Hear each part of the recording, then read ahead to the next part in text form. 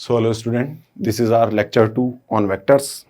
आज के हमारा एजेंडा रहेगा, first we will see coordinate system in 3D, then point in 3D, point in 3D space, then we will see कि उस point का position vector क्या होता है, एक्चुअली में पोजीशन वेक्टर किसे कहते हैं। We will see that this is important topic और important part because this will be the base for our vectors. Then we will see section formula, which we have already studied in 10th class and 11th class also. And we will see collinearity of 3 points with the help of vector.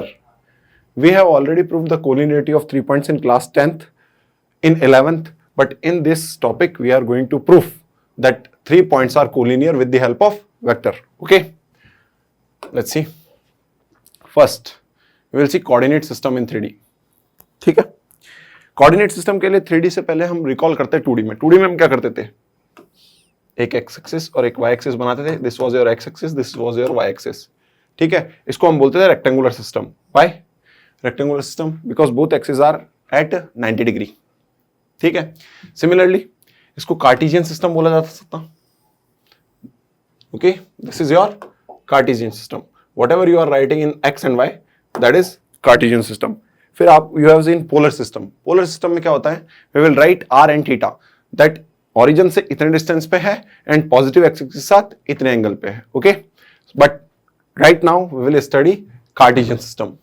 ठीक है, Cartesian system में क्या होता है, 2D में 2 lines एक दूसरे के परपेंडिकुलर होता है। When we are expanding 3D, it will be 3 lines which are mutually perpendicular to each other.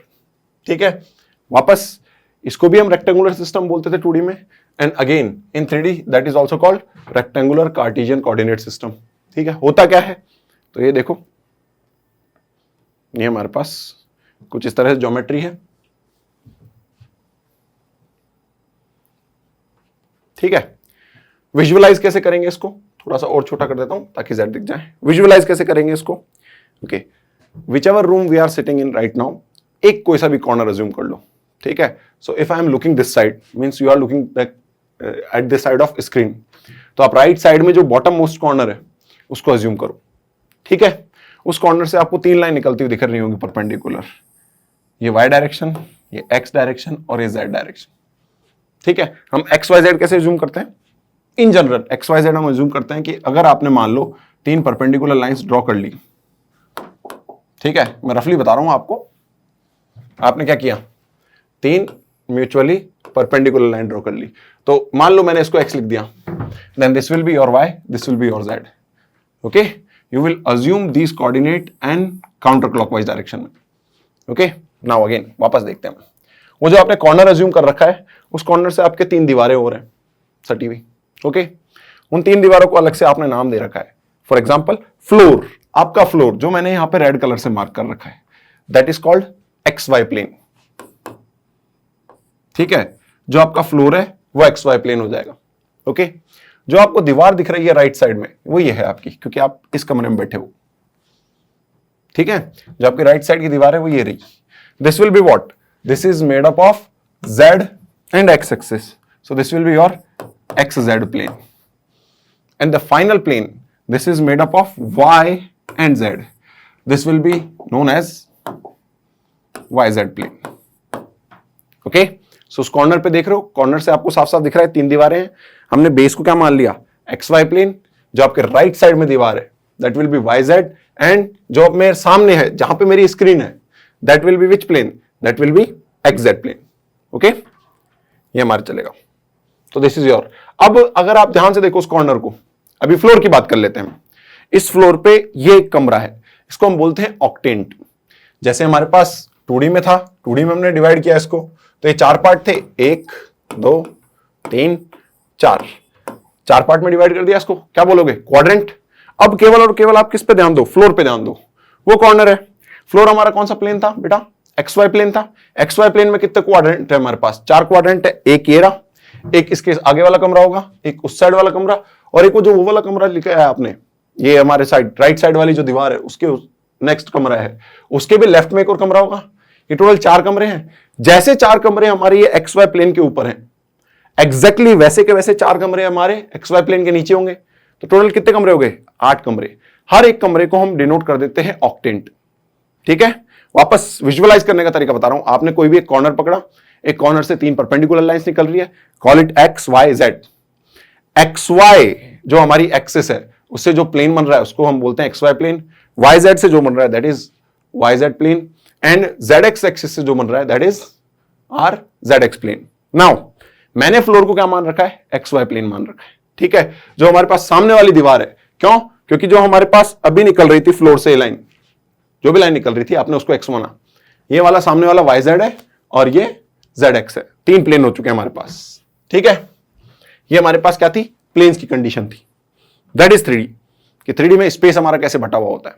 3D में टोटल कितने ऑक्टेंट्स होते हैं, 8 ऑक्टेंट्स। किसी भी एक हमारे पास म्यूचुअली परपेंडिकुलर कितनी लाइन होती है, 3 होती हैं। Those 3 mutually perpendicular line divides space in 8 parts. Though each part is known as octant. इसको क्या बोलोगे, origin. Where all 3 mutual perpendicular lines cut each other, that is known as reference point, origin. ठीक है, एक को क्या बोलोगे, octant. Octant. ठीक है, अगेन 2D में क्या बोलते हैं, quadrant. As soon as we are coming in 3D, वो जो हमारे फ्लोर था वो किस में कन्वर्ट हो गया, रूम में कन्वर्ट हो गया। That is known as octant. Now जैसे हमने ये बात की तो अब 3D स्पेस में हम पॉइंट की भी बात कर लेते हैं कि अगर मेरा एक पॉइंट 3D में लिखा हुआ है, अगर हमारा एक पॉइंट 3D में लिखा हुआ है, लेट्स से ये लिखा हुआ हमारे पास पॉइंट, हमने अज्यूम कर लिया पॉइंट को कोऑर्डिनेट सिस्टम में, a point in 3D space, इसकी बात कर रहे हैं हम, a point in 3D space. Now what? Let's say ये पॉइंट हमारे पास P, x, y, z.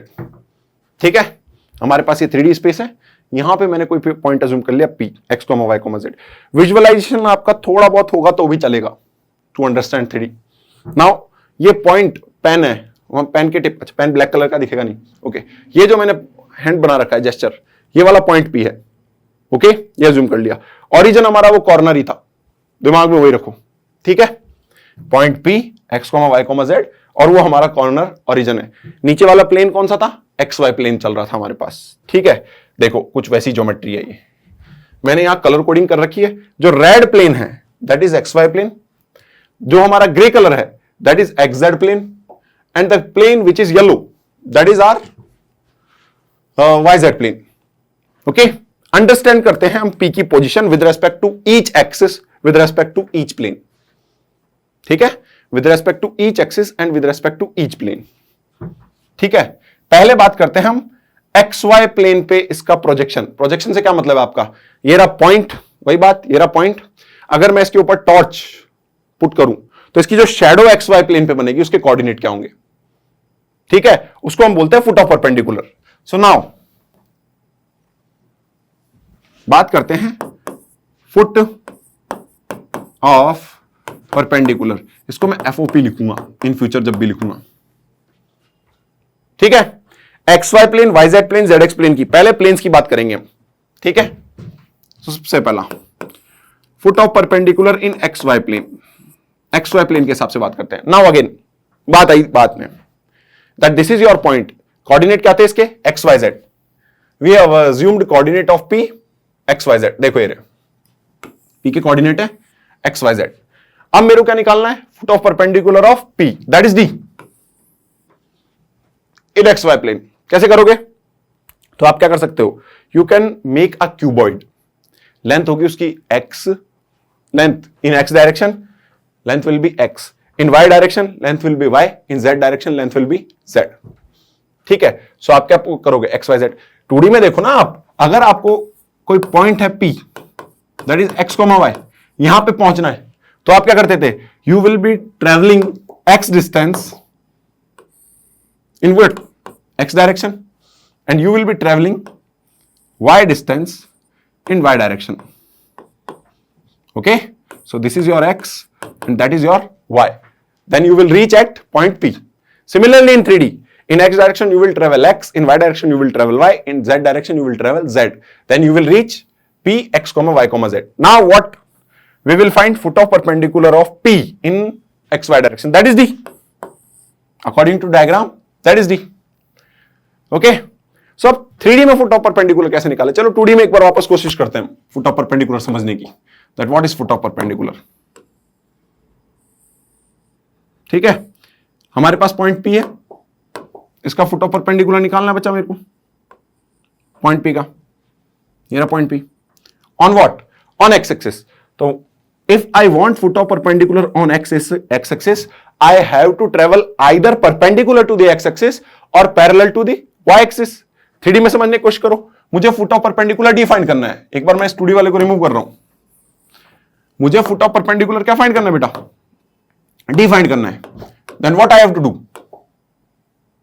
What I have to do, ठीक है, ये रहा हमारे पास पॉइंट, वही P पॉइंट है, मुझे इसकी टॉर्च ड्रॉप करनी है और वो शैडो किस पे बननी चाहिए, एक्स वाई प्लेन पे।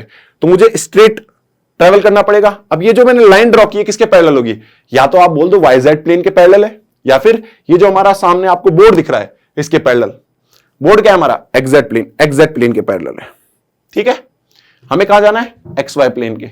जब भी आप एक्स जेड प्लेन के पैरेलल या वाई जेड प्लेन के पैरेलल की बात करोगे तो एक और चीज से सोच सकते हो, ये जो मैंने लाइन ड्रॉ की है डायरेक्ट, तो वो जो कॉर्नर में एक और लाइन जा रही है जेड एक्सिस, उसके भी तो पैरेलल है, right? So now how much distance you have to travel to reach xy plane? You have to travel z distance to reach which plane, xy plane. So d के coordinate क्या हो जाएंगे बच्चे, d के coordinate हो जाएंगे x, y, 0। why? Because ये जो आपकी डिस्टेंस थी pd distance, that was your z distance. why? Because you are covering z distance in z direction to reach x, y, z। तो इसी लॉजिक के साथ मैं कह सकता हूं कि पहले आप x, y पे आए होंगे, फिर वहां पे गए हो आप किस पे, z पे। सो जैसे ही मैंने ये कॉन्सेप्ट क्लियर किया कि हाँ मेरे पास डी के कोऑर्डिनेट क्या हो गए, डी के कोऑर्डिनेट हो गए मेरे पास x, y, 0।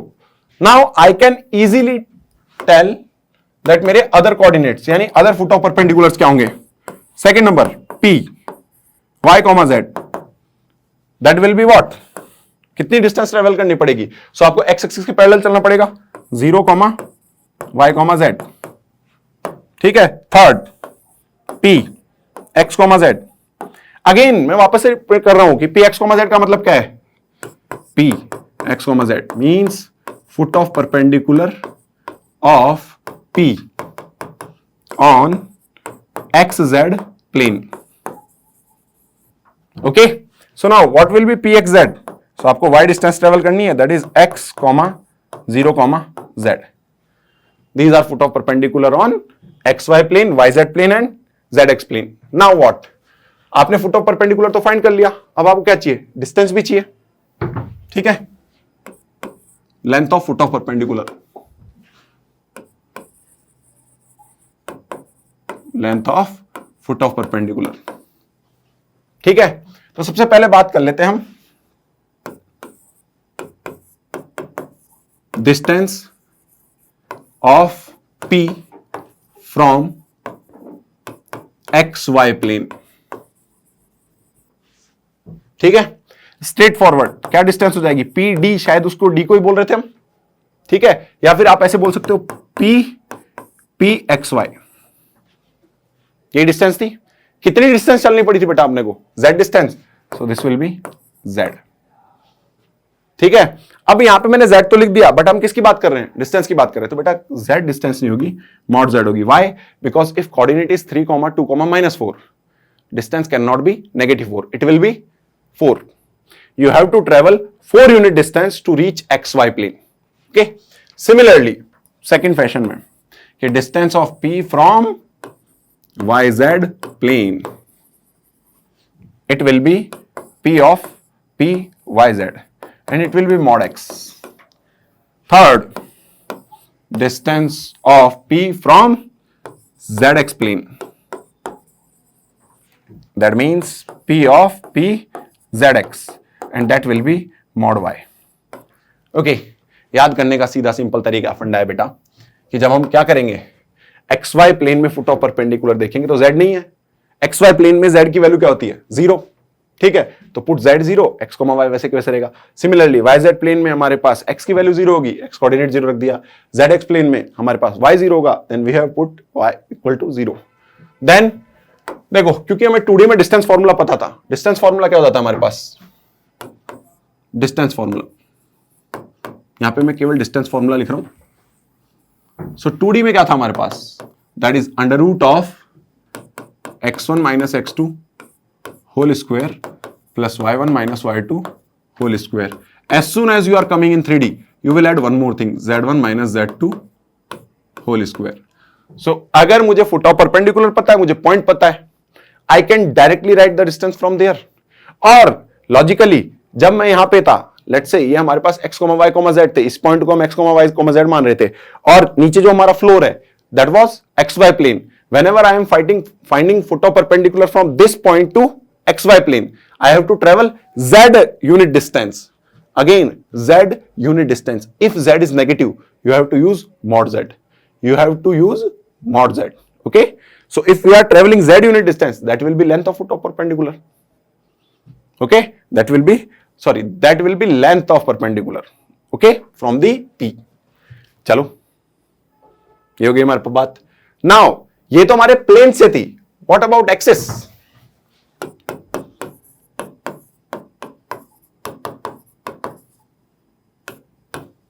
ठीक है, एक्सिस से डिस्टेंस निकालते हैं हम पी की। 3D में समझने की कोशिश करेंगे। थोड़ा सा हमारे क्या होता है, कभी कभार हार्ड हो जाता है समझना बच्चों के लिए।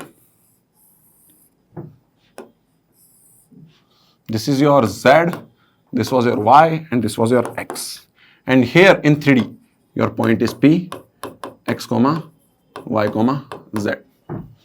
Now what about the perpendicular distance? How you are going to find perpendicular distance? You have to drop a perpendicular on x axis. ये हमारे पास 90 डिग्री एंगल है। ठीक है, वापस समझने की कोशिश करते हैं। ये हमने x एक्सिस पे ड्रॉप किया, और ये जो बीच का एंगल होगा हमारा, this is 90 degree, this is 3D। Okay, so now understand, ये रहा हमारा पॉइंट। ओके, ये आपका जो बोर्ड है, ये वाली नीचे वाली लाइन थी, that was x axis, and if you are drawing a line from there to that x axis, okay, let me take two objects to make you sure that you will understand. Okay, every object is black here. Okay, let me take this scale. Okay, I hope you will be able to see it. I will take it in front of my face.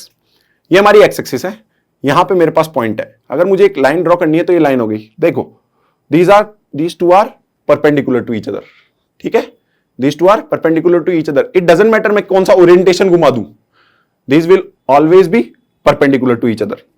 ठीक है, so now ये रहा मेरा पास point P, और मुझे perpendicular कहां पे जाना है? x एक्सिस पे। सोचो कि परपेंडिकुलर का मतलब क्या है? डिस्टेंस आपने कितनी ट्रेवल की होगी? सो ये वाली डिस्टेंस कितनी थी? ये वाली डिस्टेंस कितनी ट्रेवल की थी आपने? ये आपने x डिस्टेंस ही तो ट्रेवल की थी। ओके, सो जब आप फुट ऑफ परपेंडिकुलर की बात करोगे, किस पे? वापस किसकी बात चल रही है? FOP की, foot of perpendicular on x axis, on x axis. Okay, so I will write that px, this will be equal to x, 0, 0. Why? Because y coordinate and z coordinate are 0, 0 on x axis. ठीक है, similarly pz, foot of perpendicular of p on z axis, that will be 0, 0, z, and third foot of perpendicular of y on y axis, so that will be 0, y, 0. Order ऊपर नीचे होगा, कोई दिक्कत नहीं है, but the foot of perpendicular will be these. याद करने का वही तरीका है कि y एक्सिस पे हमारे पास कोऑर्डिनेट क्या होते हैं? y एक्सिस पे कोऑर्डिनेट होंगे x 0 होगा, z 0 होगा, और y की वैल्यू होगी। y की कौन सी वैल्यू होगी? जो हमारे पास p की वैल्यू थी, p में जो कोऑर्डिनेट था। फॉर एग्जांपल, अगर आपके पास है p 2, 3, -6, और आपको क्या फाइंड करना है? Foot of perpendicular on z, तो it will be pz equal to 0, 0, -6। ठीक है, ये हमने एग्जांपल ले लिया। Okay, now what? Now you have to find those lengths और distance of p,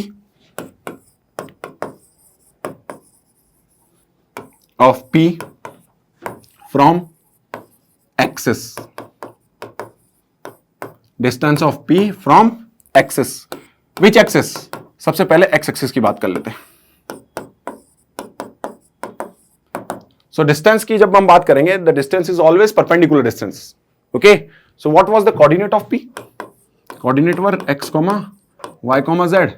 And what was the coordinate of foot of perpendicular of P on x-axis? That was x, 0, 0. So easily you can find the distance will be under root of y square plus z square. Okay, from x-axis I am writing this. Second, from y-axis, yes, you can easily guess it will be under root of x square plus z square. And third, from z-axis, it will be easily under root of y square plus x square. Okay, so now you got 6 foot of perpendiculars. 6 foot of perpendicular means 3 foot of perpendicular on xy plane, yz plane and zx plane, and 3 foot of perpendicular on x-axis, y-axis and z-axis. And you got 6 distances. 6 distances. Out of these 6, you got 3 distances from planes, that is xy plane, yz plane and zx plane, and 3 distances from, you got axis, x-axis, y-axis and z-axis. What happened? We got a very simple but elegant question from this part. ठीक है, एक बहुत प्यारा question आया था, बहुत ही easy question था, ऑलमोस्ट फ्री के मार्क्स. क्या क्वेश्चन है? Let p x, y, z be a point in the first octant. Okay, it says that x is positive, y is positive and z is positive if it is in first octant. Whose projection in the xy plane is the point Q? Okay, you got it? If P is x, y, z and Q is what? Q is nothing, that is P xy, that will be what? X, y, 0. This will be this. Okay, ठीक है. And OP is equal to gamma. OP क्या है? यहां पे define कर रखा होगा, O is the origin. So OP is gamma, means distance of P from origin is gamma. We will write it. The angle between OQ and the positive x-axis is theta, and the angle between OP and the positive z-axis be phi, where O is the origin. Then distance of P from the x-axis. Now what? They have asked distance in terms of what? Gamma, theta, and one more thing, that is phi. Okay, we have asked distance in these terms. Okay, what we will do? If we want to apply a shortcut, we can take theta is 0 and phi is something else. Okay, you can take different values, and after finding different values, you can find the answer. Okay, but we are not going to do that. Okay, we will simply solve it by the 3D and visualization. Okay, it is something like this. This is your z-axis.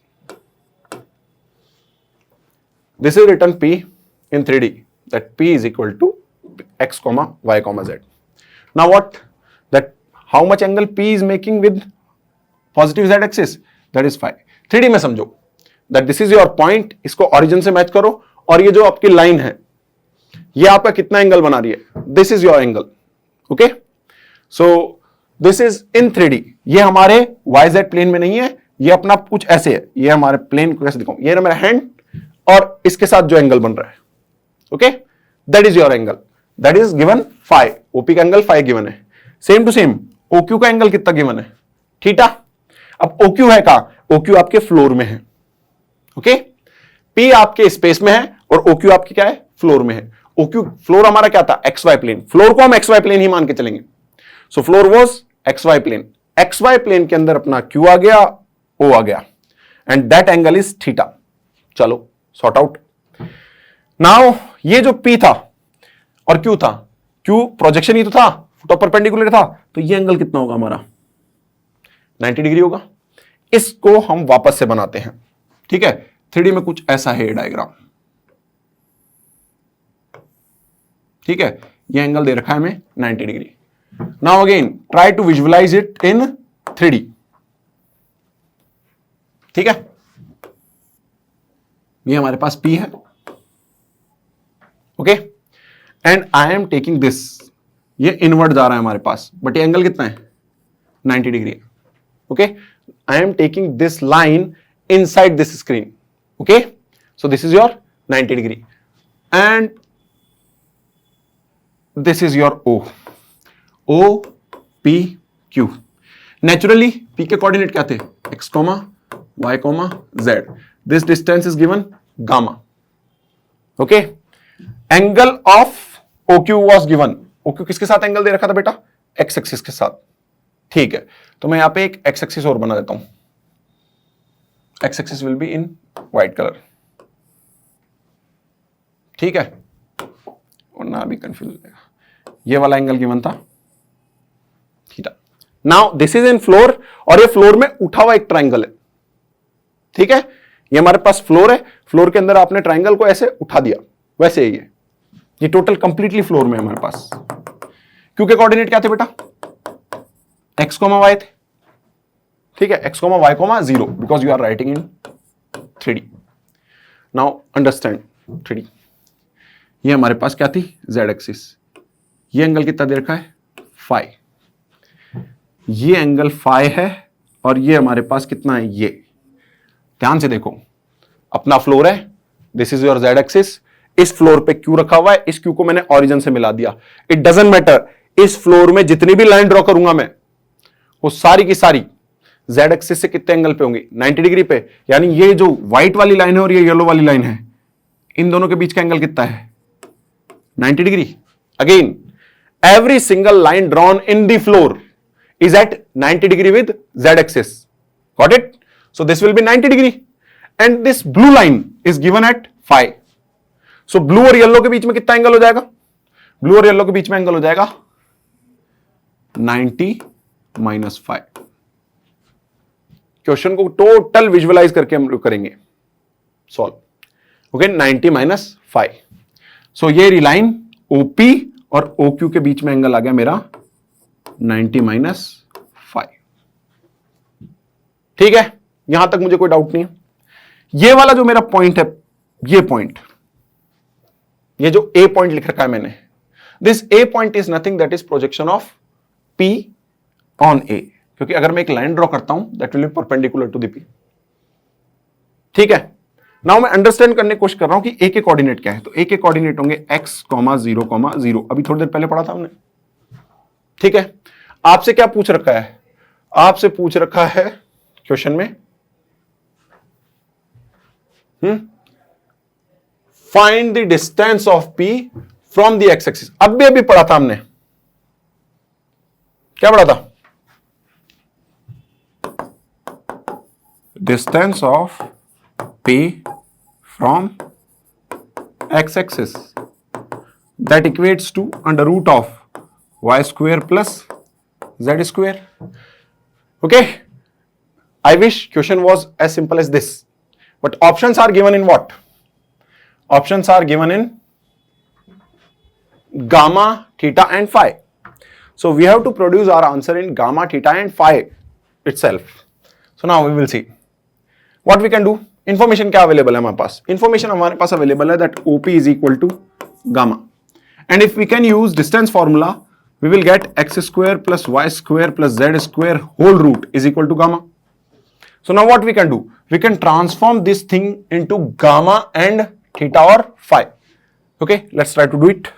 So what we will get? We will get under root of x square plus y square plus z square. What we did? We added x square, so we have to subtract it also. So this x square plus y square plus z square will be what? Okay, we will see next page. Okay, so this will be distance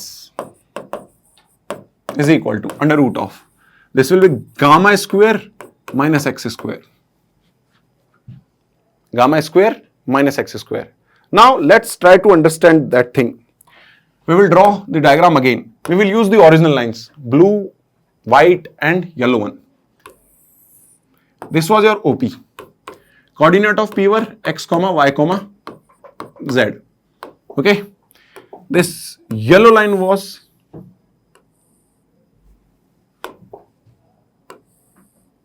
okay. We will make it again. This yellow line was Q. Coordinate of Q were x, y, 0. Okay.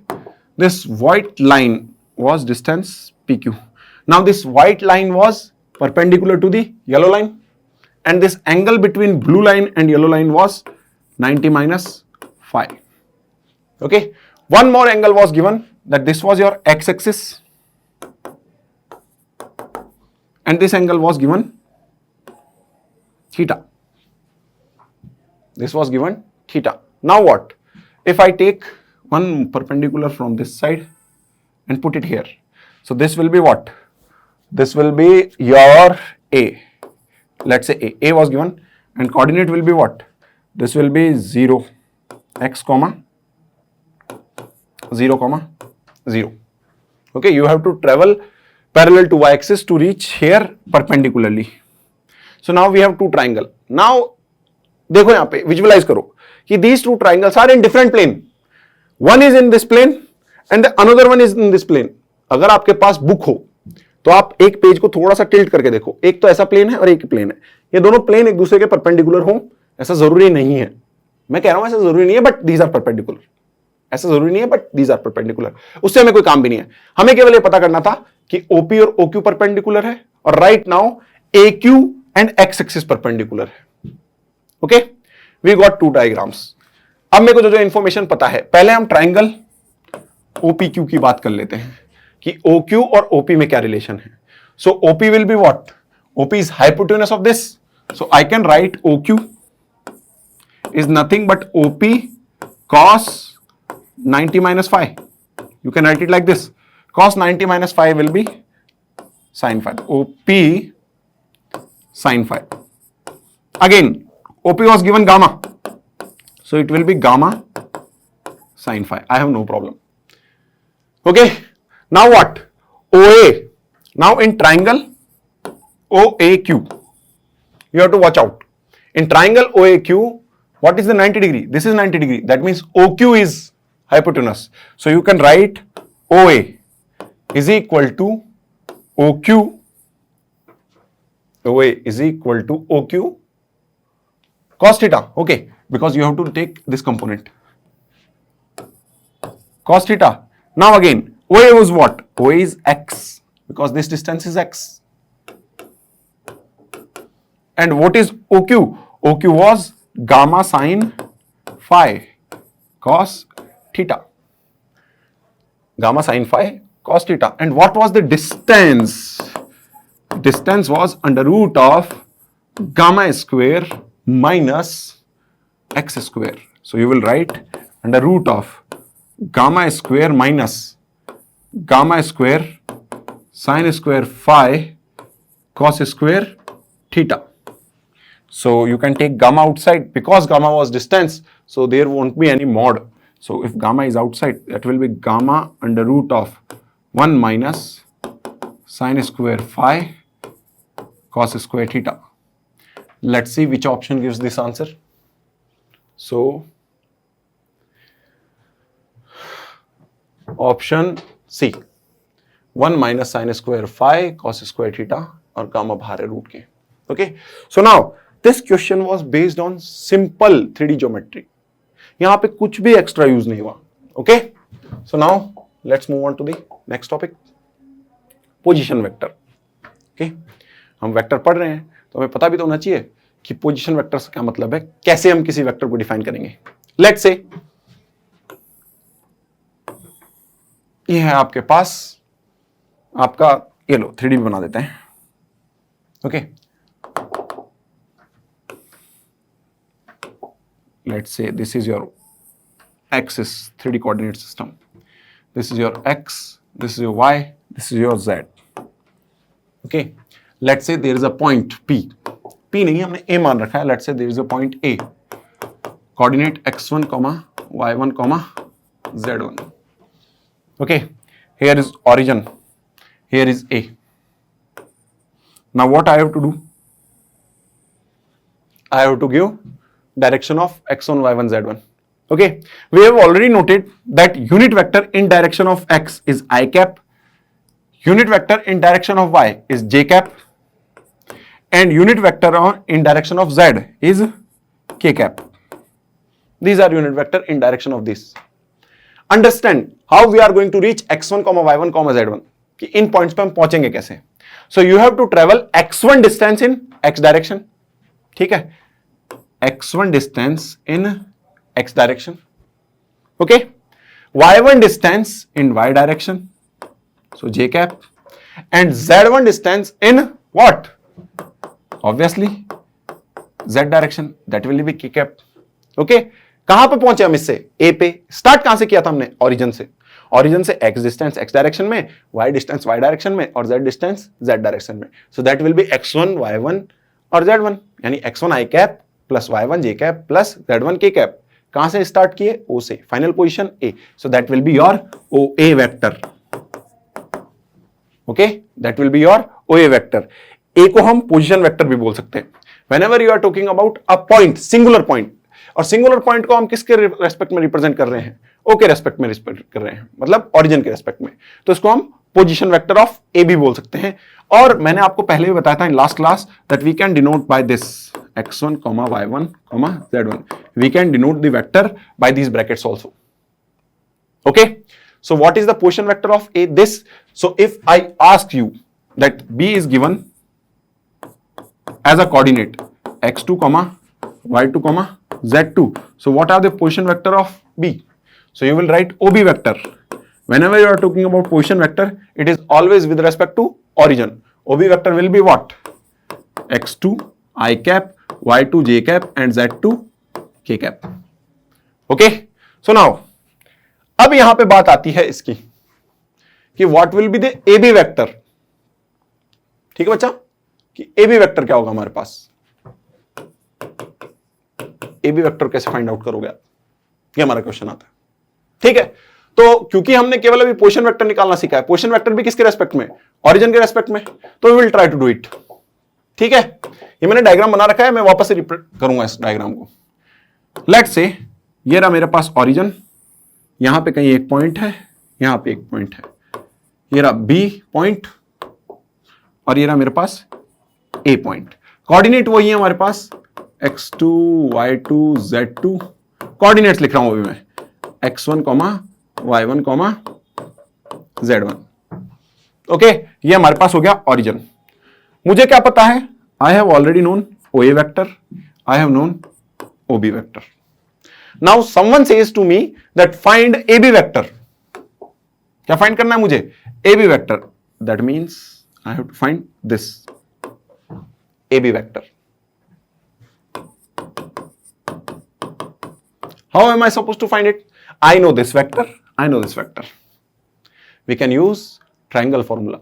Triangle formula says that two vectors which follows each other, the sum of those two vector will be sum of the third vector which is opposite in direction. कौन कौन से vector follow कर रहे हैं? ये इस direction में जा रहा है और ये इस डायरेक्शन में जा रहा है, ये दोनों एक दूसरे को फॉलो कर रहे हैं। That means you can write OA vector plus AB vector because both are following each other and then is equal to OB vector.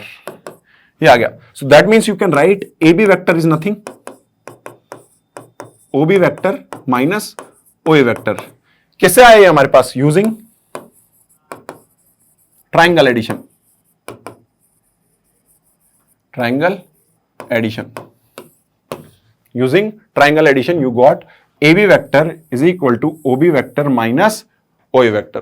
तो सिंपली यू कैन राइट, क्या होगा हमारे पास? x कंपोनेंट x में से minus होगा, y component y में से and z component z में से माइनस होगा। सो this will B x2 minus x1, y2 minus y1, z2 minus z1। This will be your component. Okay, simple सा question है कि यहां पे आपको डिनोट क्या कर रखा है? ए दे रखा है। अब देखो पॉइंट ए लिखा हुआ है, केवल कहीं वेक्टर नहीं लगा रखा, और इक्वल टू में हमें वेक्टर दे रखे हैं। इसका मतलब हमें क्या गिवन है? That is position vector of A. Okay, so OA is given, to be precise OA कितना गिवन है? 1, -1 and 2। And what will be the OB vector? OB vector is 2, 3 and -4. So it is asking what is the length of AB vector. So it is not directly asking AB vector. It is asking what is the length of AB vector. So what you will do? You will find AB vector first. AB vector is nothing. That will be OB vector minus OA vector. Let's see. What is OB vector? So 2, 3, -4. What is OA vector? -1, -1 and 2. What is the difference? So 2 or 1, that is 1.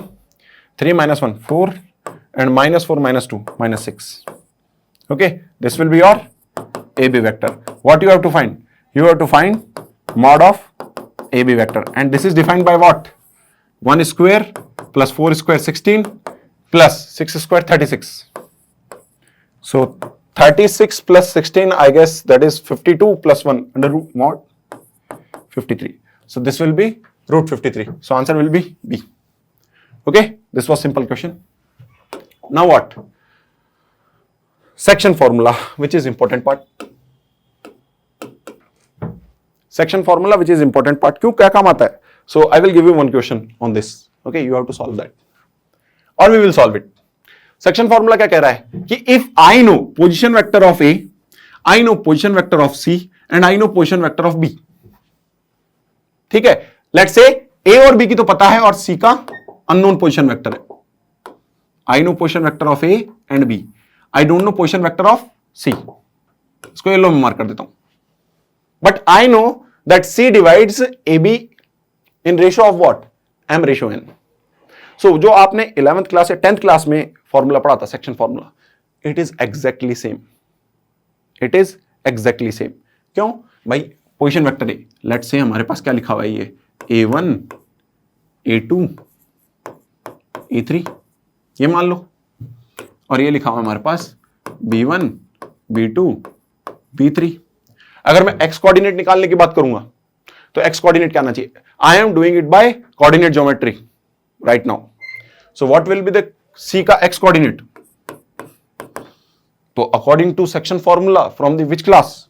From 10th class. What it will be? It should be what? m times b1 plus n times a1 divides by m plus n. ये formula होना चाहिए. तो vector formula भी exactly ऐसा ही होता है. So it will be what? It will B c vector is equal to m times b vector n times vector a divides by m plus n. This will be the formula. I am rewriting the formula that c vector is nothing, that is m times vector a plus n times vector b divides by m plus n. Okay, that is the same thing as previous one. And as I am talking about internal section formula, external section formula भी हमारा previous की तरह ही है. बस इस plus की जगह क्या आ जाता है हमारे पास? Minus. That vector C is equal to m times vector B minus n times vector A divides by m minus n. Where C vector is what? C vector is a position vector of a point which divides two position vectors, position vector A and position vector B in m ratio n externally. अब यहां पे जैसे ही मैंने ये चीज की कि ये एक्सटर्नली डिवाइड करते हैं, तो एक चीज और याद रखो, यहीं पे हमारे पास एक और कॉन्सेप्ट आता था कि तीनों पॉइंट को कोलिनियर कैसे प्रूव करो. तीनों पॉइंट को कोलिनियर कैसे प्रूव करते हैं. ठीक है, तो this is your section formula. ठीक है, अभी जो मैंने सेक्शन फॉर्मूला लिखा है बेटा किसके रेस्पेक्ट में लिखा है? ओरिजिन के रेस्पेक्ट में. अभी मैं इंटरनल सेक्शन की बात कर रहा हूं कि हमारे पास क्या था कि लो ये हमारे पास है A, इसका पोजीशन वेक्टर है वेक्टर A. पोजीशन वेक्टर क्या मतलब है? कहीं पे ओरिजिन होगा और उसके रेस्पेक्ट में हमने A का पोजीशन वेक्टर लिखा.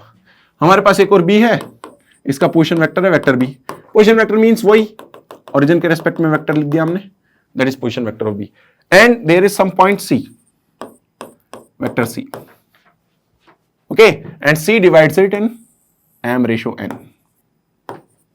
रिपीटेटिव लग रहा होगा, लेकिन मैं वापस एक और चीज बताने जाऊंगा. यहां पे आपने वेक्टर C क्या लिखा? Simply m times vector B plus n times vector A divides by m plus n. As simple as that. ठीक है, नाउ अब मैं क्या कर रहा हूं, ये जो मैंने अभी ट्राइंगल जैसी चीज बनाई है, इसको उठा के मैं अगर कहीं और ले जाऊं without changing its shape, without changing its shape, मैं उठा के इसको कहीं और ले गया. ठीक है, क्यों? अगर आप पोजीशन वेक्टर की बात करो तो ओ वेक्टर क्या चीज है? वेक्टर ए ही है क्या? This is vector B and this is vector सी.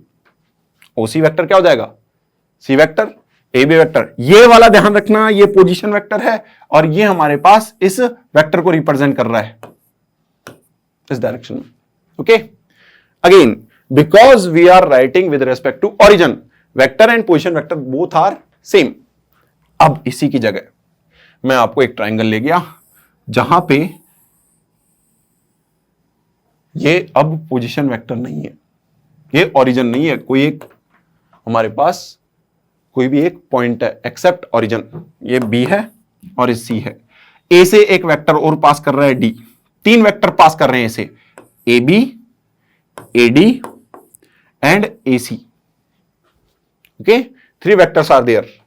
अगर अभी थोड़ी देर के लिए दिमाग में तुम ए को क्या मान लो, ओरिजिन, और वही वेक्टर मान लो, ये हमारे पास लिखा हुआ है वेक्टर बी, वेक्टर बी क्या, ए बी वेक्टर से ही बोलेंगे हम इसको, ठीक है। This is your A B vector, this is your A D vector and this is your A C vector and ratio is given m ratio n. So what you will do, same thing. अभी जब मैंने origin माना था तो मैंने क्या किया था, m को किससे मल्टीप्लाई किया था, अपोजिट वेक्टर से। So m multiply by AC vector plus n multiply by A B vector divides by m plus n and this will be what, A D vector. ठीक है, अगर मैं यहां पे इनको किससे चेंज कर दूं, सबको ओरिजिन से चेंज कर दूं, किसको ओरिजिन से चेंज कर दूं, एक ही जगह मैं नल वेक्टर लगा दूं, एक ही जगह में नल वेक्टर लगा दूं, तो ये पूरा का पूरा प्रीवियस में चेंज हो जाएगा। फायदा क्या हुआ इस चीज का, इस वाले कॉन्सेप्ट का क्या फायदा हुआ, तो इस कॉन्सेप्ट का ये फायदा हुआ कि अगर कोई आपसे मीडियन की लेंथ पूछ ले, आपसे कोई मीडियन की लेंथ पूछ ले और आपको केवल क्या दे रखा है, ए बी वेक्टर और ए सी वेक्टर पूछ दे रखा है, और आपसे किसकी लेंथ पूछ ली, मीडियन की। अब मीडियन में क्या होगा, एम और एन इक्वल होंगे, सो मीडियन की लेंथ क्या हो जाएगी, मीडियन ए डी होगा, if D is mid point. So A D vector m 1 था, तो A B vector plus A C vector divides by 2, ये क्या आ गई आपके पास, ए डी वेक्टर क्या हो गया, इसका मीडियन हो गया। और जब आप मॉड ए डी निकालोगे तो ये क्या हो जाएगी, length of T H, length of median, length of median. ठीक है, सेम टू सेम तरीके से आप एंगल बाइसेक्टर की लेंथ निकाल सकते हो, आप किस किस की लेंथ निकाल सकते हो, जिन जिनके रेशियो आपको पता होंगे। अगर कोई कस्टमाइज रेशियो दे रखा है उन्होंने 1:2, 1:5, 1:6 ऐसे वेक्टर दे रखा है, तो आप उसकी भी लेंथ निकाल सकते हो। ठीक है, अब एक थोड़े से हमें रिजल्ट्स पता होने चाहिए ट्रायंगल्स के। ठीक है, तीन ही रिजल्ट्स की बात करेंगे हम बेसिकली, तीन नहीं 4 रिजल्ट्स की। कि लेट्स से हमारे पास ये ट्राइंगल है, ये ए है, इसका पोजीशन वेक्टर वेक्टर ए हो गया, ये बी है, इसका पोजीशन वेक्टर वेक्टर बी हो गया, और ये सी है, इसका पोजीशन वेक्टर वेक्टर सी हो गया। ठीक है, ध्यान रखना पोजीशन वेक्टर और साइड वेक्टर डिफरेंट होता है। A C vector is a side vector, ये साइड को रिप्रेजेंट कर रहा है। On the other hand C vector represents only what, C vector represents only this vertices C, इसके पोजीशन वेक्टर रिप्रेजेंट कर रहा है। ठीक है, नाउ व्हाट, ए के सामने वाली साइड को हम बोल देते हैं अल्फा, बी के सामने वाली साइड को हम बोल देते हैं बीटा, मतलब mod of A C vector is nothing that is beta, और सी के साइड वाली साइड को हम बोल देते हैं गामा। भाई वेक्टर की लेंथ ही साइड हो जाएगी हमारे पास। ओके, नाउ व्हाट, सबसे पहले बात कर लेते हैं हम सेंट्रोइड की।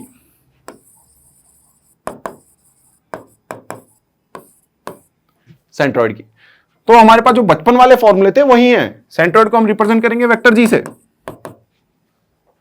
ठीक है, सेंट्रोइड को हम जो सेंट्रोइड का पोजीशन वेक्टर है उसको रिप्रेजेंट करेंगे वेक्टर जी से, और वैसे सेंट्रोइड को किससे रिप्रेजेंट करते हैं हम, जी से। सो ये क्या आ जाएगा हमारे पास, ये आ जाएगा vector A plus vector B plus vector C divides by 3। फिर दूसरे नंबर पे क्या आता है हमारे पास, इन सेंटर,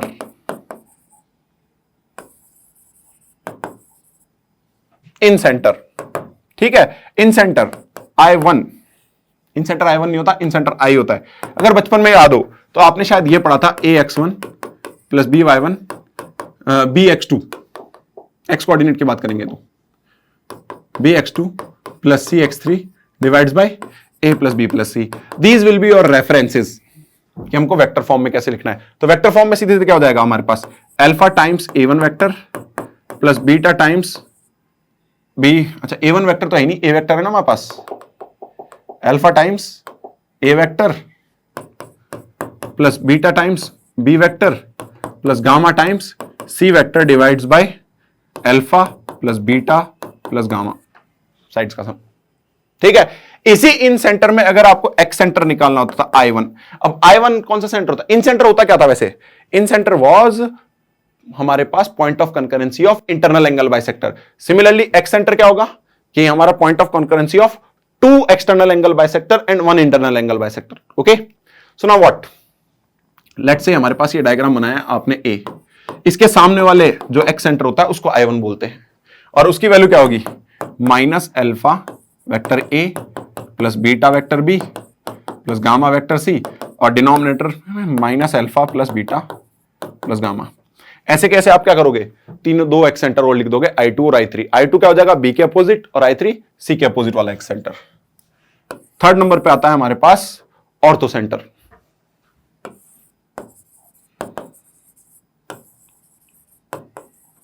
ठीक है, ऑर्थो सेंटर का फॉर्मूला बिल्कुल एसओटी वाला ही फॉर्मूला है हमारे पास। ऑर्थो सेंटर को हम रिप्रेजेंट कर देंगे, देखो अब क्योंकि हम ओ को नल वेक्टर लेके चल रहे हैं, तो ऑर्थो सेंटर को अभी हम मान लेते हैं थोड़ी देर के लिए ऐसे ही, ओसी लिख लेंगे, OC vector orthocentre. Orthocentre को हम रिप्रेजेंट करेंगे किससे, ऑर्थो सेंटर वही vector A tan A plus vector B tan B plus vector C tan C divides by tan A tan B tan C, तो sigma tan A plus tan B plus tan C. Similarly third हो गया, fourth सरकम centre.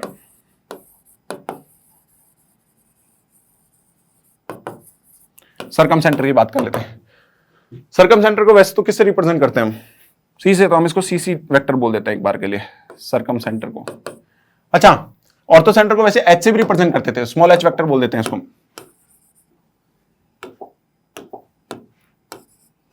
Small H vector. सरकम centre को ओ से represent करते हैं हम, ठीक है, तो इसको हम बोल देते हैं सरकम सेंटर को ओ, यहां बोल देते हैं सी सबस्क्रिप्ट में लगा देना, ओसी। ओसी मतलब सरकम सेंटर, सी से रिप्रेजेंट करते हैं, ओ से रिप्रेजेंट करते हैं हम सरकम सेंटर को, because we have Euler line, OGH theorem. Okay, we will see that. इसकी वैल्यू क्या होती है, इसकी वैल्यू होती है vector A sine 2a plus vector B sine 2b plus vector C sine 2c divides by वही sigma sine 2a, that mean sine 2a plus sine 2b plus sine 2c। Now again हम कभी भी वापस, I am repeating my self, we are never going to find orthocentre circumcentre by this formula. Okay, we are going to find it by calculation. ठीक है, जो बचपन में कर रखी थी हमने, बचपन में क्या कर रखी थी कि ऑर्थो सेंटर क्या था, orthocentre was point of concurrency of what, altitudes, and circumcentre क्या था, point of concurrency of perpendicular bisector of sides. ठीक है, सो नाउ कभी भी फाइंड नहीं करेंगे हम, कौन सी थ्योरम यूज करेंगे, हम थ्योरम यूज करेंगे OGH.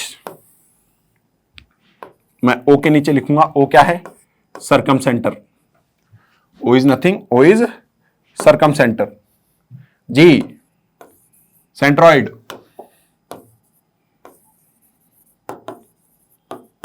And H that is orthocentre. ठीक है, this is circumcentre, centroid, orthocentre. क्या थ्योरम होती है, 1:2 यूलर लाइन होती है। तो अगर मुझे सेंट्रॉइड तो सबसे इजी निकालना पता है, ऑर्थो सेंटर पता है, तो मैं सरकम सेंटर निकाल सकता हूं। कोई भी 2 वैल्यूज पता है तो तीसरी वैल्यू इजीली निकल जाएगी।